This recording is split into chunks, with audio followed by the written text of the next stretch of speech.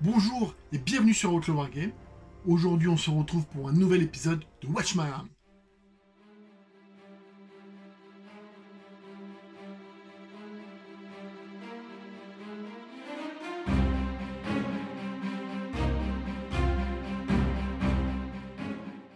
Sur mon star, aujourd'hui on va se pencher sur une liste Necron. Necron qui est une armée très peu jouée parce que très basse dans la méta. C'était équivalent du GK jusqu'à il y a peu. Les GK ont bénéficié de leur PA, pas les Necrons. Donc on se retrouve avec vraiment quelque chose de très bas. Cependant, ça reste une armée avec beaucoup de caractère, beaucoup de charisme, des mécanismes de jeu vraiment très particuliers et très sympa à jouer. Pour ma part, j'aime beaucoup le visuel, l'aspect Terminator, robot métallique qui avance et que rien n'arrête en tirant tout droit sur tout ce qui bouge.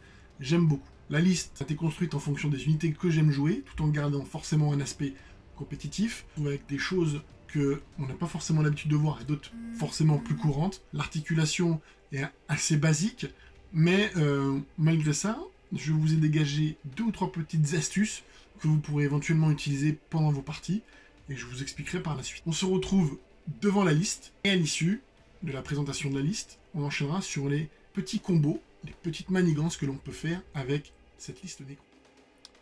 Et on se retrouve devant la liste, comme elle est constituée. Alors je vais rapidement vous la détailler, puisque nous avons tout d'abord un détachement bataillon Méphrite, mené par un Overlord, qui est équipé d'une épée d'hyperphase. Comme trait de seigneur de guerre, il a la vanité mortelle, ce qui permet d'immuniser au moral toutes les unités à 6 pouces de lui. Un Cryptek avec un chronométron, qui donne une invulnérable à 5+, à toutes les unités qui seront à 3 pouces de lui. Dans le corps du bataillon, nous aurons 2 unités d'immortels Tesla, les bleus et les blancs, et un pack de 20 guerriers. A noter également que notre ami le Cryptek aura la relique, qui est le voile des ténèbres, donc qui est une relique qui me permet de replacer une unité n'importe quand à 9 pouces d'une unité ennemie. Ensuite, toujours dans le bataillon Méphrite, nous aurons 8 Lich-Gardes, avec épée et bouclier, ainsi que 1 et 2 arches du jugement dernier, avec le gros canon qui pique très fort dessous. Ensuite, nous aurons un deuxième détachement Nefrek, donc Outrider avec attaque rapide, mené par un Cryptek, qui lui aussi a un chronométron. Donc dans ce détachement, nous aurons 6 spectres, des Wraith, une unité de 3 destroyers, dont un destroyer lourd, et une unité de 6 destroyers. Alors, les Méphrites, je pense que ils sont assez connus, c'est juste qu'on rajoute un à la PA pour les unités qui sont à mi-portée de leurs armes de tir. Par contre, Nefrek, c'est un peu moins connu, c'est juste qu'on a une advance automatique à 6, on n'a pas besoin de jeter le dé, ainsi qu'un stratagème qui va bien me servir dans le montage de cette liste et dans ce que je peux en faire. Voilà, grosso modo, donc on a un pack de 20 gardes ainsi que 10 immortels qui font un peu le corps de l'armée. Permet d'avoir pas mal de points de vie, surtout que c'est un peu pénible à tuer avec une invulnérable à 5, et ça part pas au moral quand ça reste à portée du seigneur de guerre. En plus, évidemment, c'est du Necron, ça revient. À part l'unité de 3 destroyers, je ne joue pas en MSU, on va dire, puisque tout est de gros packs, à savoir que si vous ne tuez pas le pack, ils sont toujours susceptibles de revenir, et généralement, quand on en laisse un, qu'est-ce qu'il va faire? Il va se cacher, et à la fin de chaque tour, on va jeter des dés, on va voir ce qui va revenir. À savoir qu'à portée de ce petit monsieur-là, tout le monde revient sur du 4+, voire 4+, relance D1 avec l'aide d'un stratagème, ce qui peut être assez pénible et ce qui peut également servir dans un des petits tricks que je vous montrerai par la suite. Ce qu'il y a d'assez original, c'est ces petits messieurs-là, puisqu'on les retrouve très peu souvent dans les listes, puisque ils sont assez chers. Même si leur coût a baissé dans le dernier CA, il reste relativement dur à rentabiliser, mais j'ai quelques petits moves sympas avec à faire qui peut les rendre très embêtants. Je fais cette vidéo avant le nouveau PA des Necrons, si j'espère qu'elle sortira avant, mais voilà, il y aura sûrement des modifications à faire en fonction de ce qui sortira. Je pense qu'il y aura forcément des dynasties customisables, comme ça c'est fait pour tout ce qui est venu depuis sur le Psychic Awakening. Donc là on est obligé de choisir dans ce qui est existant. Méphrite et Nefrek, là ça reste assez utile dans ce que je veux faire, mais bon, il y a toujours Sotek qui est assez joué aussi. Sotek qui me donne de pouvoir advance et de considérer mes armes comme des armes d'assaut. En l'occurrence, vu comme je suis équipé et comme je joue, ça ne me sert pas beaucoup. C'est pour ça que je préfère jouer en Méphrite. Donc voilà pour la liste. Comment je joue globalement? Eh ben, je fais une grosse bulle autour de ces deux messieurs-là, pour que tous ces petits bonhommes-là soient immunisés au moral. Je me sers de ces messieurs-là pour aller vers l'avant, de ralentir d'éventuelles unités qui voudraient me charger. Ça tape relativement fort au CAC, donc c'est quand même assez difficile à engluer, surtout sur les unités qui vont aller vite. Sur des véhicules, forcément, c'est un peu compliqué, mais tout ce qui est infanterie, voire élite, ça enlève tout très bien. Donc c'est pas mal, ça fait une belle ligne de protection pour ma base de tir qui est là. À savoir que le problème des Nécrons, c'est la portée de leurs armes. Je suis à 24 pour tout, sauf sur les deux gros canons des Arches du Jugement Dernier. Donc il faut quand même aller impacter assez vite et s'avancer. Donc je me sers des Lich-Gardes pour faire un écran et ralentir. Et je me sers également des Spectres qui peuvent être extrêmement pénibles, puisque un vue à 3 points de vie chacun, 3 attaques chacun, c'est assez chiant à péter. À savoir qu'ils n'ont pas les protocoles de résurrection, sauf à l'aide d'un stratagème. C'est pour ça que je joue en gros pack. Ça permet d'utiliser les stratagèmes et de les rentabiliser au maximum. Parce que quand tu as un petit bonhomme comme ça, que tu as mis une plombe à virer à cause de l'invue à 3, et que tu te retrouves dans le groin sur un jet de dés, ça casse un peu les bonbons. Voilà, pour ce qui est de toute cette bande de joyeux drill. What else? Rien de spécial. Anti-char, anti-élite ou anti un peu tout, hein, c'est d'une rare violence cette unité. Et ensuite, de la battle line, et on tient les objets, on avance et on tape dur. Voilà pour cette petite présentation. On va passer au premier des Petty Tricks. Alors, première petite illustration de ce qu'on peut faire de casse-bonbons avec nos amis les Nécrons, c'est ceci. Alors, sur mon tour, il a fallu que j'aille valider l'objectif numéro 1, ce que j'ai fait en me découvrant légèrement, puisque, on va dire que j'étais caché derrière cette petite ruine-là, et donc j'ai dû sortir pour faire une ligne et aller récupérer cet objectif ici. Que s'est-il passé? Forcément, je me suis découvert. Cependant, j'ai gardé ici des guerriers, apporté de l'ami Cryptek pour forcément garder le protocole de réanimation, et aussi, en l'occurrence, l'invulnérable à 5. Pourquoi? Parce qu'en face, on va me tirer dessus. Incroyable, parce que c'est un peu le but du jeu.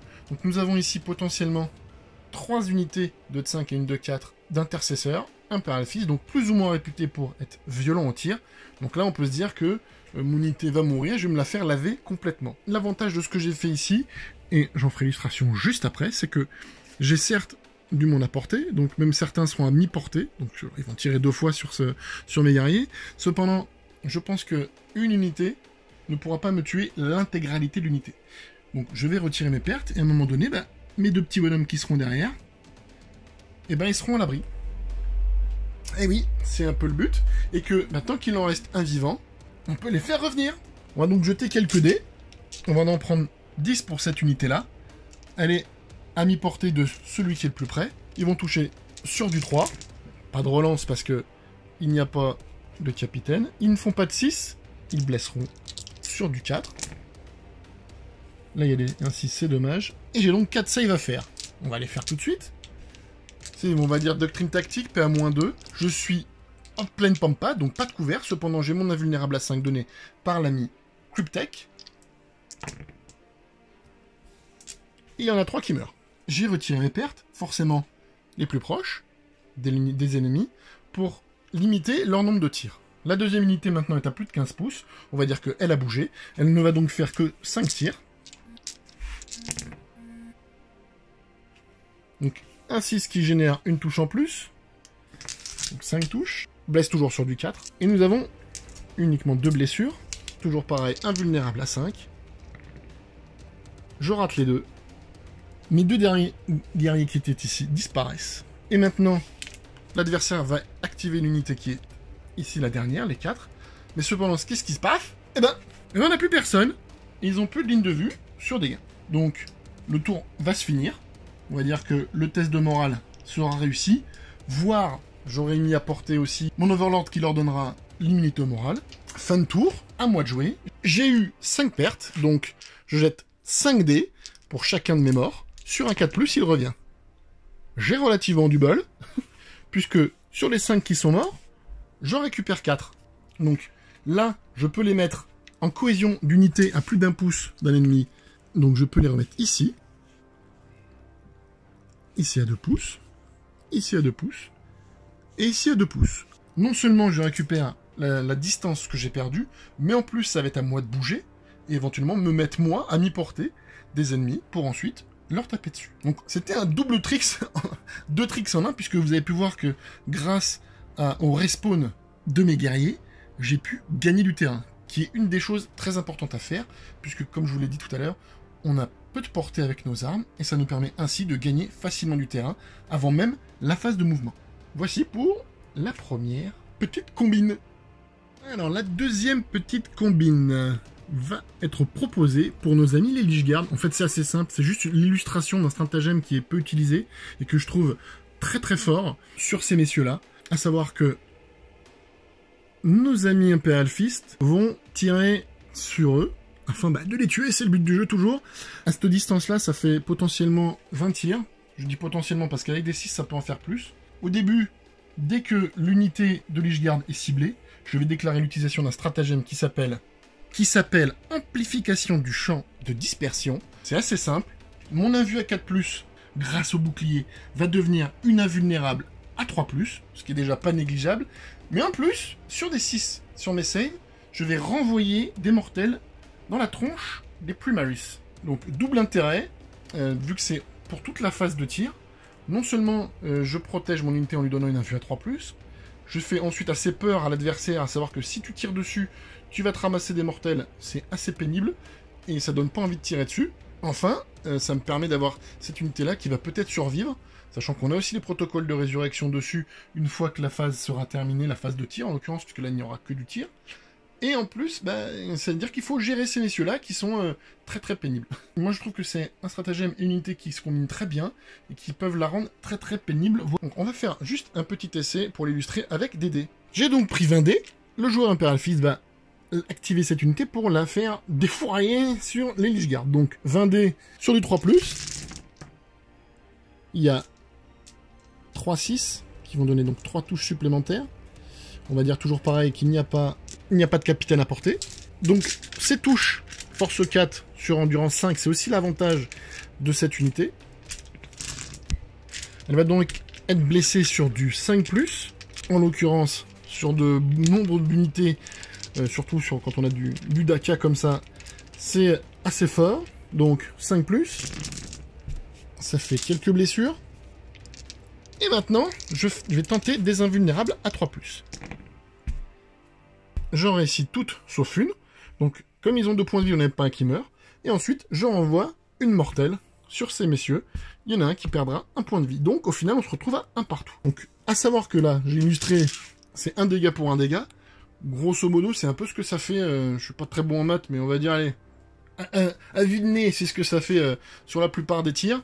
À savoir que plus il y a de tirs, mieux c'est. Si on prend une quinzaine de dés,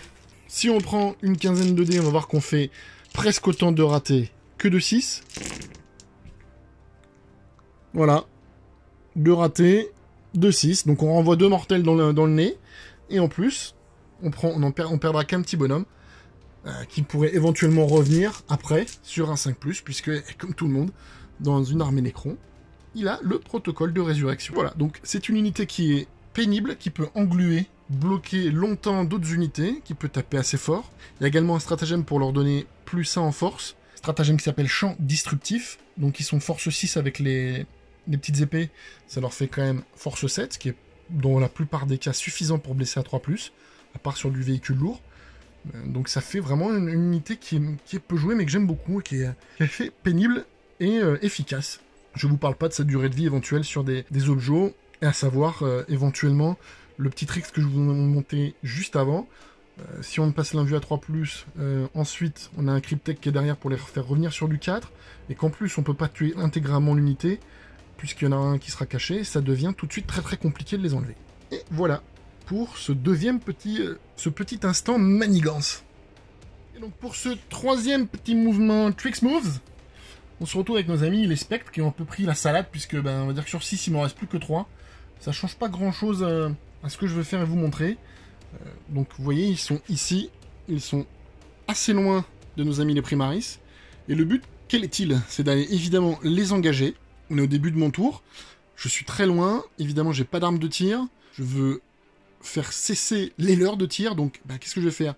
Je vais faire une advance pour cela, comme je suis Nefrek, j'avance automatiquement de 6, et donc je vais pouvoir avoir droit à un mouvement de 18 pouces. Donc 18 pouces, regardez, avec l'Advance, ça me fait venir ici. Donc, je bouge mes unités.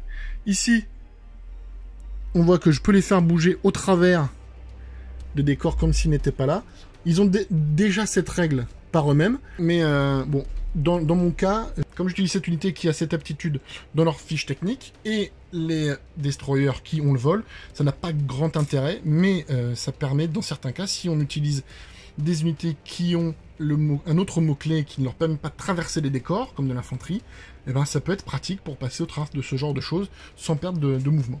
Donc là, j'ai Advance, je me retrouve beaucoup plus près de nos amis Primaris, je vais avoir une charge à réaliser, charge qui ici va être à peu près, je pense, de, on va dire 8 pouces, voilà, 8 pouces, donc charge qui est quand même faisable. Cependant, j'ai Advance, je ne peux pas charger. Je vais donc utiliser un stratagème qui s'appelle sous-routine adaptative, qui coûte 1 point de commandement. Et là, ça fait quand même une petite blague, puisque je viens de bouger de 18 pouces, et on ne s'attend pas forcément à se faire charger juste après. Donc, charge à 8. 6 et 3, 8. C'est parfait. Je réalise ma charge. Eh non, ça fait 9, je sais.